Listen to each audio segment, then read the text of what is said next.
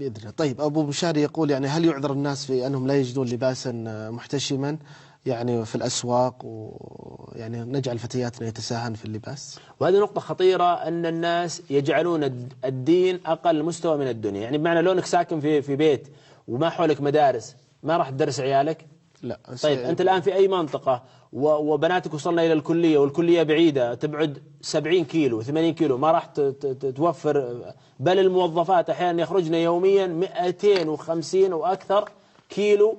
ما لقينا الأعذار هذه. فلما يجي أمر الدين، أمر الآخرة، نعم، بسبب الوطأة العلمانية وتتفيه شأن الآخرة والرفع من شأن الدنيا، تجد أن الأمور أي عذر. يعني اليوم كلمتني واحدة من الصالحات المصلحات الخيرات، اليوم تكلمني تقول الله المستعان، أنا والله عجزت مع بنتي، وبنتي حاولت فيها وبنتي تمتنع. بنتك في أي مرحلة؟ قالت والله بنتي في المتوسط.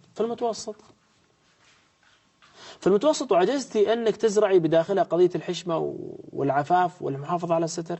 لماذا هذا الضعف؟ طيب لو بنتك قالت ما راح أروح المدرسة، وش بتصلحين لها؟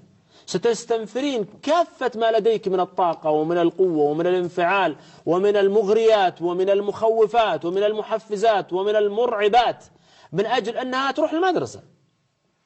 بل لو خالفت الأعراف والتقاليد هاجمتيها ولقيتي أن الحماس عندك مختلف عن قضية الآخرة، مع أن المفترض أن الأمر ما يكون بهالصورة. المفترض أن يكون أمر وشأن الآخرة أعظم وأعلى وأجل، هو اللي يستنفر له، حتى ولو خسرنا الدنيا، حتى ولو كان في ذلك نقصان في شأن الدنيا، فإن هذا الأمر لا يعتبر خسارة ما دام أننا سنحافظ على الآخرة. وقصة أبو بكر رضي الله عنه هي خير مثال في ذلك. لما بدأت حروب الردة وتولى الخلافة رضي الله عنه، أوقف الزراعة وأوقف التجارة وأوقف شؤون الدنيا جميعا، وجيش الصحابة مع أسامة يذهبون يقاتلون، والبقية يقاتلون المرتدين من العرب. وبقيت المدينة وبقيت كل مناطق الدولة الإسلامية بقيت بلا زرع وبلا حرث وبلا تجارة وبلا اقتصاد.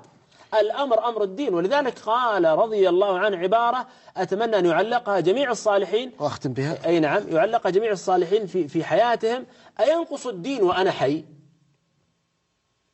يسأل أبو بكر رضي الله عنه: أينقص الدين وأنا حي؟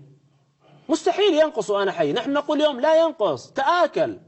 بل أصبح التضليل والهجوم الشرس على دين الله مو وأنت حي وأنت تناظر، بل وأنت متضامن معه بصمتك. بارك الله فيك شيخ عبد الله، جزاك الله خير. انتهى وقت البرنامج، شكرا لك.